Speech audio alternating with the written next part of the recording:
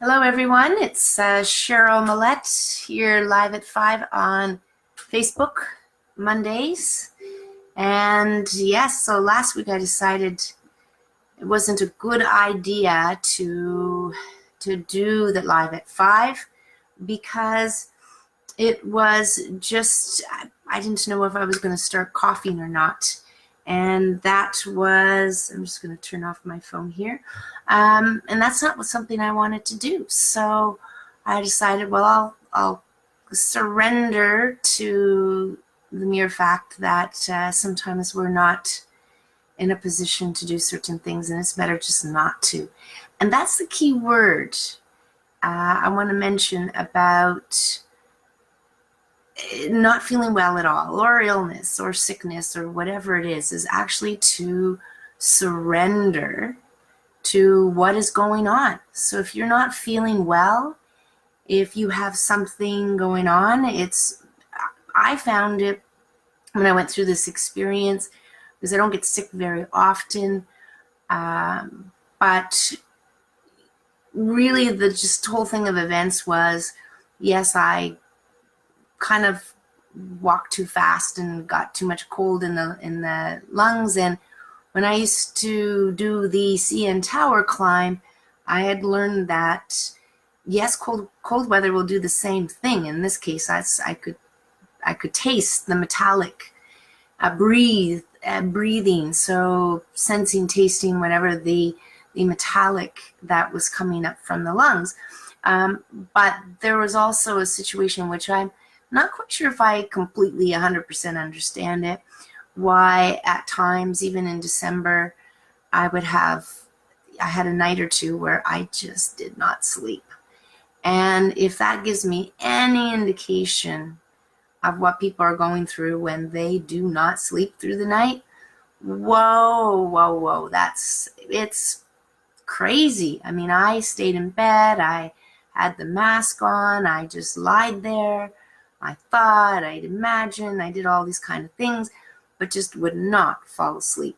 So I just kind of ran with it, but I think it kind of caught up with the cold in the lungs. And then by the time Friday came around, because that was Wednesday, cold in the lungs, didn't sleep Wednesday night, didn't sleep Thursday night. So by the time Friday came along, it was, whoa, I just feel like I could sleep, I could nap. And I did that for a couple of days. So no congestion, but I could sense that, wow, I just don't have the energy. So I kind of took some time off, even coming out here in the office, didn't want to get cold. I came out here to get a couple of books because I was curious, and what am I going to find out about supporting the lungs?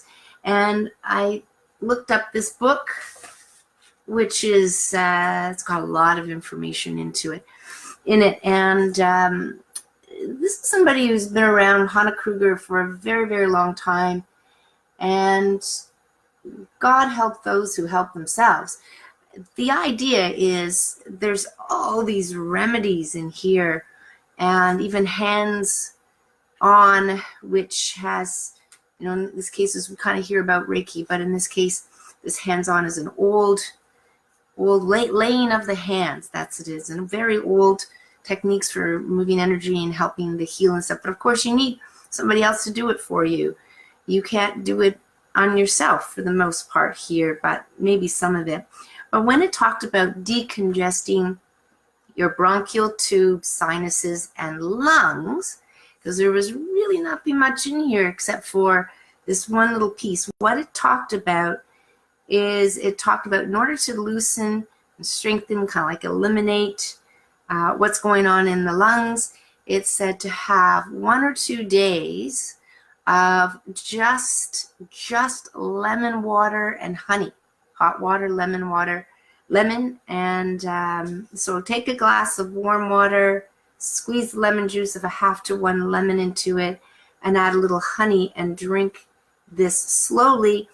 And it talks about making lots of these drinks throughout the day, about 10 glasses, which equates to about 1 an hour or so.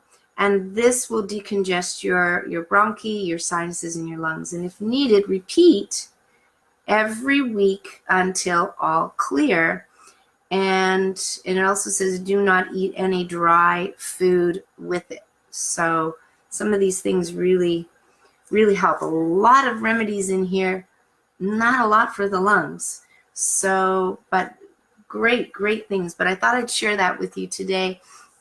And something else, because I was talking to my father, and back in the day, they had all of these remedies that you could easily do with things that were in your kitchen and that they'd been doing for various years. One of the things, but I didn't have it this time, but I'm going to bring it up, make note of this, is when you lie down at sleep at night and you start coughing, you can't stop coughing. It's not a crazy congested cough or anything, but you just can't stop coughing. As children, I remember having this, and the remedy for that was a teaspoon of butter. No, it's actually a heaping teaspoon of butter, and hopefully it's soft enough, because I think that's important. So it has to be out of the fridge, and you sprinkle salt on it and you swallow it. So as a child, when that would happen, I'd easily be given that and do that, and then no coffee. One time I was stuck in Algonquin grade 8, and I had this cough, and there's a handful of people in each tent, and I went out and I said, do you have some butter? And of course that back then was a bit of margarine craze, and they said they only have margarine. So, well, I'll try it.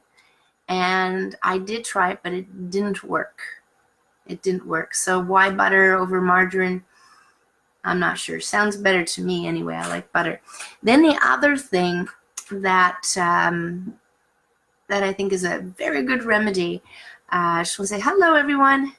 Another really, really good remedy, if you don't already have this in your cupboard, and maybe you don't need it for 5 years, maybe you don't need it very often, but if you feel like you have some toxicity, some congestion, then it's worth it to learn how to make this. And so I'm just going to stir up this bottle. I've had this bottle for a long time, but you can see it. It's from France. It's brandy. It's good stuff, and a hot toddy. So for, just to kind of remember, what is a hot toddy? Well, it's warm water, yes, as warm as you can drink it, and about an ounce of brandy. Now, this is brandy that I had purchased, I guess the latest one, but there was one that I had one time, was like a blackberry brandy, and I thought, okay, that's going to probably taste much better. And this is when I was, decades younger, and in my apartment I had it. But it's warm water, it's the ounce of brandy, and half a lemon, and a bit of honey to sweeten it. And the idea is that you have to get very, very warm. So if you can take a bath, that's even better than the shower. That really warms up the temperature. Now, if it's too hot, I feel uncomfortable when it's really, really hot. And maybe that's just because I'm thinking hot bath, it's supposed to be really hot, but maybe not so. And then it feels like it dries the oils out of your skin. This time, I thought, okay, I'm going to take a hot bath. But I had a mineral salt balm, one of those balms. But I know there's like these mineral salts that you can put in your bath. And boy, was that ever nice for the skin. I didn't feel any dryness at all. So that would be one of my tips. The idea is you have a hot bath, you warm up, you have, whether it's a couple pairs of pajamas, but you don't want to get cold, you want to stay nice and toasty. Then usually what I do is put double the blankets on the bed. And in this case, what I did is I had my hot toddy right there and ready when I came out of the bath. And I sat on the bed and I drank it, sipped it, didn't guzzle it, and then just get warmed under the blankets. And so what ends up happening is you end up, how could I say it, like a night sweat almost. And in some cases in the past when I've had the flu, which didn't have the flu this time, wow, you have to be prepared with having dry pajamas and dry sheets and stuff to change and stuff. Is very, very important. Hey, Annette.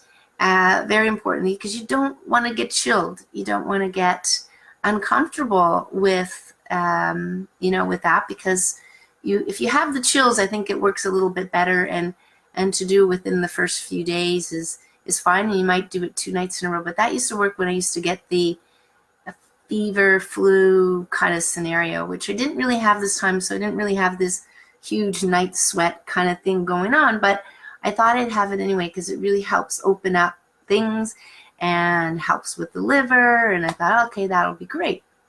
So I did that.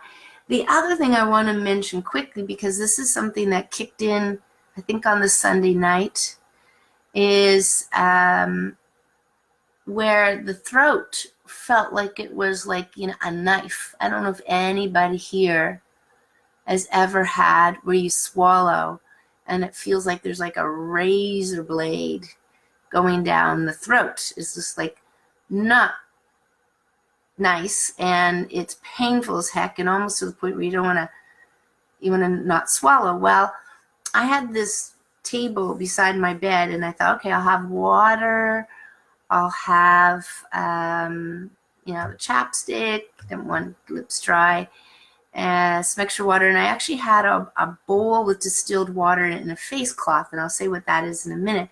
But when it comes to the throat thing, what I did have beside my bed, which I didn't know I was going to need, was actually the seal oil. And I thought, okay, so I can coat my throat with seal blubber, and let's see how that works. And I did it. So what I did is I kind of stayed awake, and I could swallow, and I put it in my mouth and held it as a conditioned to be sublingually. So I was holding it there, but I didn't really want to hold it that much. So I swallowed.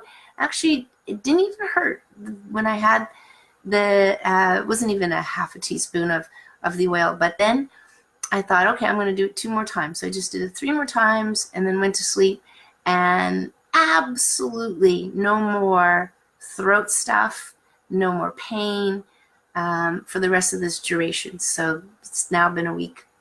So that was really good. The other thing I noticed was there was a couple of days, I think it was still the Saturday and Sunday, no throat stuff yet. And I noticed that my sinuses were feeling like they were on fire, as in not very, very hot, but almost, it's like you can breathe out and it's just like hot air coming out because it's just really hot. So it was uncomfortable kind of sleeping more so. So I ended up getting the distilled water in a bowl with a face cloth and then putting it in the distilled water. Because, if you're going to be pulling in water into your sinus cavities, which I won't tell you about the horrific story of somebody actually cleaning their nasal passages with city water and then coming up with all kinds of bugs and stuff. But so distilled water, if you're using anything that you're going to be breathing into your lungs, never mind the calcification on the machine, just use distilled water. It'll be, yes, better for a machine, but better for, because I did actually get a vaporizer, and I said, well, I got to use distilled water. But what I did with the face cloth is just put it here so that I could just breathe in, the nice, cool, moist air, and then no problems, no problems whatsoever. The idea that, in thinking about when we're not feeling well as well, is to, one, for surrender. I think that's very, very important. And then number 2 is to try and think of things that is helpful. I remember, I think it was in the second night there, and my husband came by and my daughter came in, and they're going, here's some flu medication, Mom, here's some cough and flu. And I go, I don't have cough and flu, but I don't want to take that stuff anyway. So everything just kept working its way out, and I just kept saying to myself, I'm going to keep my, my throat warm and my chest warm and my back warm. And I think that's an important thing when it comes to lungs. You definitely want to get out as much as you can, let it heal properly, because when it comes to bronchitis, the next logical thing that kind of happens is like pneumonia and these kind of things. So you just want to make sure that the lungs are absolutely having every opportunity to heal. And, that's a very, very important thing. So the other thing, but I didn't have to use this, but I'm going to say it's definitely for those who have issues breathing, not the coughing in the throat thing, but at night, is something that's been around for a very, very, very long time. And I think Vicks Vapor has it too as well, but I'll just try it and give it here. This is Raleigh's. I don't know if you can still get it, if they're still around. It lasts a very, very long time. Haven't had to use it much with my kids or anything, but even as a child, it was a matter of, rubbing this on the nose, and you can breathe, and even on the throat and the chest as well. You could easily put this ointment, medicated ointment with the methyl, and it really would help you breathe. I didn't have any of those issues, but one night I did put it on just to see if anything would happen, and it was completely useless because I could breathe properly. But very helpful if you cannot breathe and you kind of want to open up those passageways within the lung, is the medicated ointment. And I know this is Raleigh's, but I believe Vicks also has some. So this would be great for your drawer, the drawer with your with your brandy, perhaps, things like that. I think it's very important. Hello, everyone. So that's what I first and foremost wanted to kind of talk to that. I just didn't want to start coughing last Monday, and go with that. And the other thing I wanted to, and listen, if any of you have any remedies for flu, cough, cold, anything that you can remember that your mother used, your grandmother used, please, please, please share them. And if there's any that are posted here, then I can absolutely talk to them and post them for next week. But yeah, I see a couple of my cousins, Diane and Ned, on here. I don't know if you remember the old butter teaspoon remedy with salt on it, but it was surely one of my favorites as I was out and about and younger.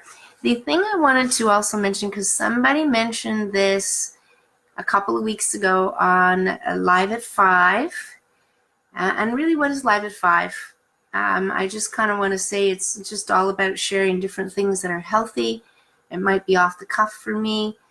So Julian, when I posted about the raw sugar cane, because that's the best way to do it, not the sugar cane in the bag. I'm not quite sure how raw that is, but the sugar cane, it's raw stuff. And they come in, I think Nations has it, TNT has them. They're very hard, but with a knife, you can just look on YouTube and I'll show you how to cut them up.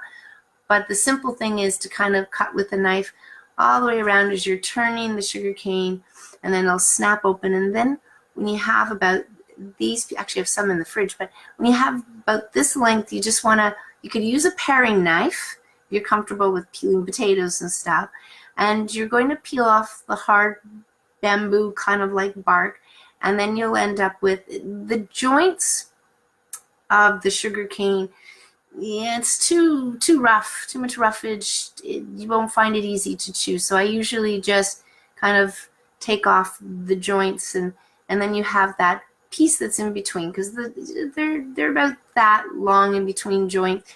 And then you're going to chop it up just into pieces and chew on it, and then spit out. Actually, when you're chewing it, the liquid comes out quite quickly. But I wanted to mention here that Julian, who's also a fellow holistic practitioner, she said, if you're chewing this, one of the benefits is it keeps your gums and teeth healthy, and it massages the gums and cleans away the plaque.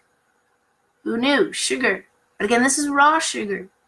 This isn't the sugar that they're refining, bleaching, and deodorizing and melting all down and recrystallizing it, adding some black molasses in it. So if in fact some of the raw sugar cane in the bag exists, but I don't know how they get it. They got to get that crystallized form, which usually means some sort of a heated liquid amounting. I'm not sure if it's going to be raw, but you can check that. So that leads me to talking about gum health. And it's interesting, the saliva that we have, if we produce enough saliva, it will help a pH. If you've heard of the pH balance within our body, and it's like potential hydrogen, but not to get too complex.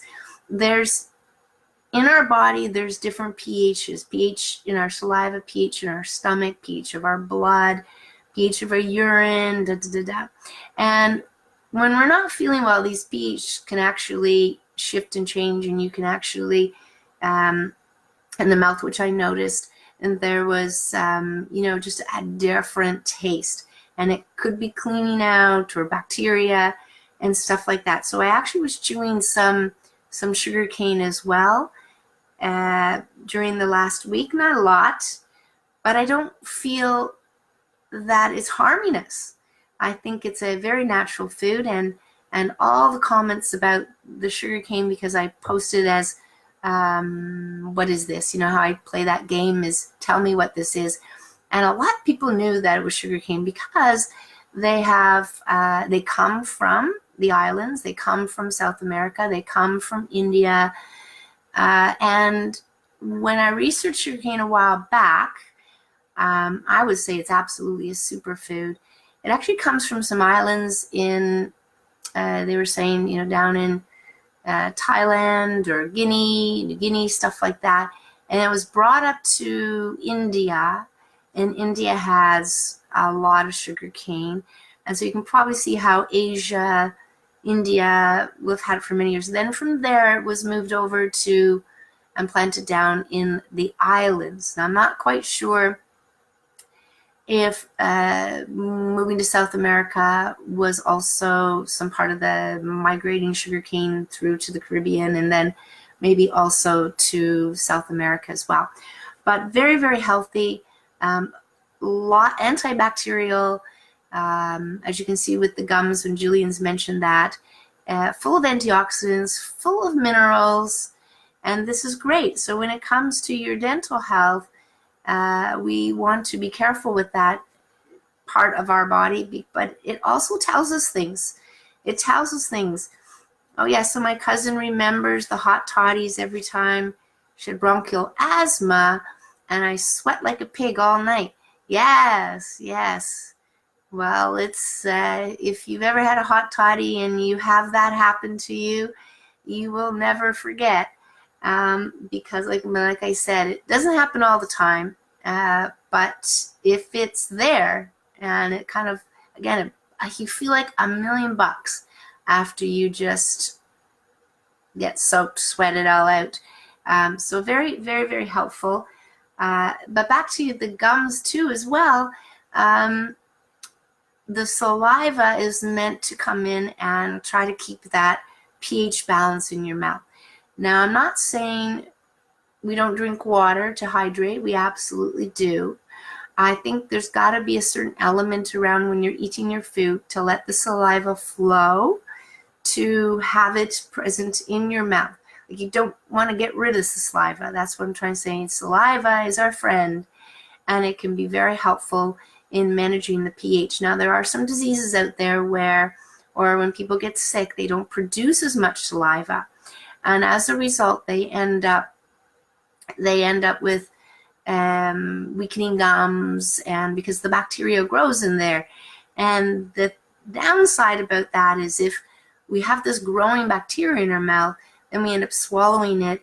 It's known that periodontal disease, which is just, overgrown bacteria, whatever, in the mouth, will actually kind of grow, and you swallow it, and it's going into your stomach, but it's kind of entering the body through the digestive lining, and entering in the circulatory system. So yeah, I think it's important to floss once a day and to brush so softly. That would be my absolute wish for everybody, is forget these hard bristle brushes that exist out there. All they're doing is kind of like wearing down your teeth. It's insane. So the softest bristle you can have, and keep playing with it. Sometimes when they say soft, they're not so soft. And even when you're brushing your teeth, the part of it too that can be helpful, even if the brushes are a little bit not as soft, is actually the tension that you're putting on, the pressure that you're putting on with the toothbrush. Just think soft and gentle, and floss once a day. Now, when I say flossing, for some people, they seem to have this lovely, spaces between their teeth. But the majority of people over the years, and I'll bring in Weston A. Price's thick book about dental, and meeting up with a bunch of different Aboriginal people around the world, and noticing that their teeth were all nice and spaced out. Their jaws were nice and open and full. And what he noticed is that when the Aboriginals started eating processed food, they actually started to shrink. They actually started to get smaller and, come in and be crowded. Now, I'm not going to be able to change my teeth, so it's flossing for me and probably for most of us. But just to understand that processed foods can do a whole number on our system in so many ways, and it surely wouldn't be creating healthy bacteria in the body either, in the mouth and stuff too. So that's important there. Yeah, hi everyone. So that's really what I was going to kind of focus today in a kind of a little way. But I also wanted to, this is something that came up too as well, and it's only because it's on my mind, but because I'm managing the Ireland trip, taking a small group. There's still some seats left, but they talked about, the taste of Ireland. This is in a current magazine. It's the CAA magazine. But what was interesting is that the many countries around the world are actually looking at the quality of food that they're serving and making improvements, leaps and bounds. Like even in Ireland, they talk about, this is all through Northern Ireland, about how the passion of food is coming out. And they're making some sourdough bread, which we know has its benefit over the traditional bread. And then even just the different cheeses. I mean, you ever go to Ireland, the dairy in Ireland is amazing because they have such green grass everywhere, and they do have lots of land and animals that are spotting the lamb, sheep, cows, but their dairy is really good. And one thing I remember is when I worked for Weston's and I was working for I was working for George Weston, but one of the companies that they owned was William Nielsen Cadbury. So I used to taste the chocolate right off the line. I have to tell you, tasting chocolate off the line was so different than the chocolate you would buy in the store that sits around for months and months. Like, it was like totally different. But in meeting with people from the UK, because Cadbury was only, they kind of lease out the Cadbury, recipes and stuff to Nielsen here, so they could produce the Cadbury chocolate needed here for Canada. And I remember them telling me, you will not taste Now, when they make the chocolate with using the dairy, like dairy milk, in Ireland, which was one of the places they did make it, you would taste the difference in the chocolate. And when I was over there last June, she actually gave us, Emer of Away We Walk, who was our tour guide, gave us pieces of chocolate from the Northern Ireland and the Republic of Ireland where they made it, and one did use different dairy. I think the Northern Ireland came actually from the UK. Anyway, don't quote me on it. But there was a significant difference between the taste, at least that I could taste it. Some couldn't bother, they couldn't taste it. And there was a couple of other things I want to, actually one fun thing. Can you humor me for just this? Because I was spending more time in the house, not in my office, and I thought I'm just going to kind of pick out things, and I spied this one book that I had never read, and I thought, I'll kind of read it. I'm interested on one hand because I've never read it, and when I started reading it, it started talking about symbols, but it actually started talking about Carl Jung and the psychology, and it was very fascinating to see how Carl Jung, if you know Carl Jung, very well known in the psychology, psychiatry and stuff. And so then it kind of got me curious. So then I started reading all of it. It's kind of a big book, but I'm going to show it to you. But really what happened was I studied it over a couple of days, well, one day primarily, and then I played with it going, let's just see if there's something to this.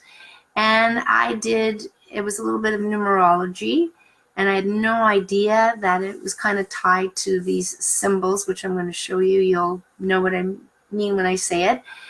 And so I did it, and I went, whoa, that's fairly accurate.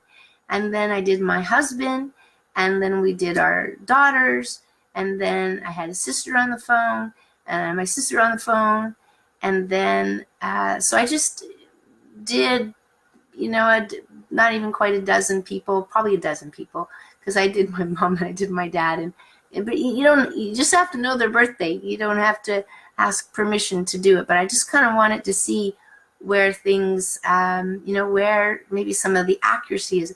But in every case, when I did it with somebody and I would explain to them what it is and we did it together, and then what it was reading, because they called it their lifetime symbols, personality. In some cases you had one number, in some cases you had two numbers. So I'll tell you what it is, so I won't keep you guessing. So it's called the Tarot Handbook, and really it's all about these symbols and virtual symbols, and using the major arcana cards as that. But if you had your month, your day, and your year, you actually get a couple of numbers, either one or two, and you see how it ties in. There's a part reading that talked about your lifetime symbols, and you can see how it fits into personality, but also just your strengths, your core strengths, those kind of things. But boy, was it ever accurate. And it was crazy accurate. So it wasn't just me at the end of the day. What else do I want to? I just wanted to mention that when it comes to nature, your inner nature, and this is what the symbols kind of brought up, is that quite often, in some cases, you know what you're like, what things have, have meaning for you and stuff like that. So that's what I found was very interesting, that the symbols, it wasn't that we would want to do this every day. Once you've done it once, just kind of makes sense. And with, and just kind of take it, because I kind of want to bring this other thing into the True Nature retreats, which I mentioned before, about spending a weekend together. And when I talk to surrender, when you're not feeling well, and another word, accepting that you're not feeling well, these two things are so important. But in many areas of our life, not just when we're not feeling well. And it's something that I decided when I introduce the exercise that I'm going to be working on in the True Nature Retreat, is to dive in a little bit about that, because that really helps us kind of, how would I say it, feel a little bit more comfortable about the choices and decisions, past choices and decisions that we've all made.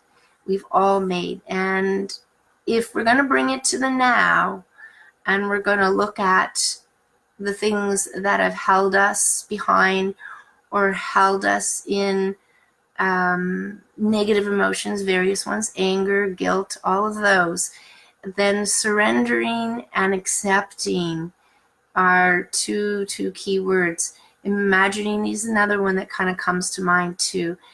So I think that we could all continue to benefit continuously from some of these things that kind of allow us to learn more about ourselves, and to there's tools out there, yes, and there's understandings. And I think it's one way of doing it is absolutely to take yourself away from your workplace, to go and travel, to be away for a weekend, and that can give you the space and time to, to allow things to flow, and to be, how can I say, to let go, to feel more free, to feel like you can think for yourself.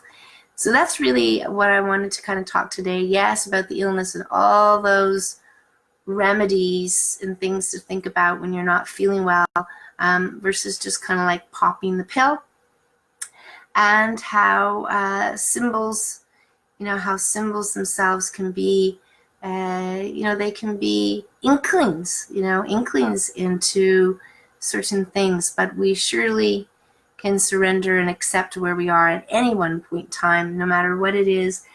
Sugarcane. So just be mindful of the sugarcane, that if you see it, you can buy it where they freshly make a juice, or you can buy a stick of sugarcane and chop it down, and you have little pieces and chew on it.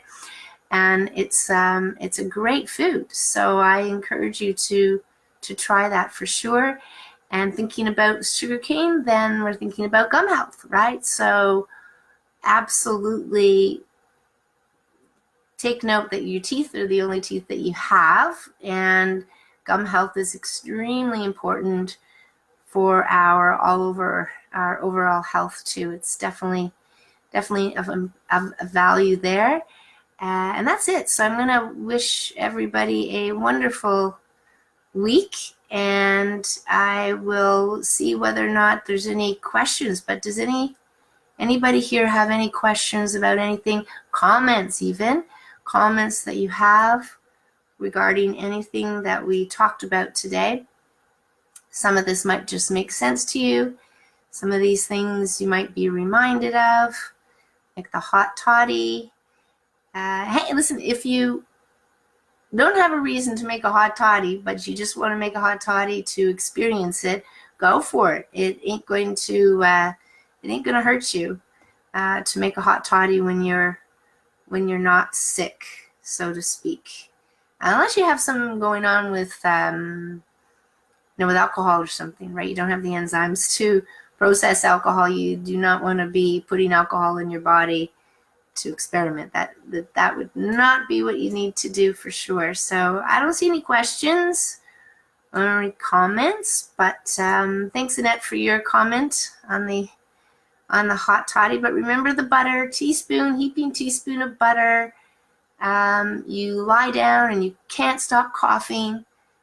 So a teaspoon of butter with some salt sprinkled all on whatever butter will stick, and then it's one nice swallow, and that's it. Hopefully people can stomach it. I grew up on it, so it never bothered me that way. But best of health, everyone. I know it's winter. It's extremely going to be some more cold weather here, so winter's not over. But I hear from the Groundhog Day, that we're going to have a short winter, and that's just around the corner. So in the meantime, dress warm and don't forget to breathe in and out through your nose when we have those very, very, very cold days. Just make sure you're bundled up and nice and warm. So take care, everyone.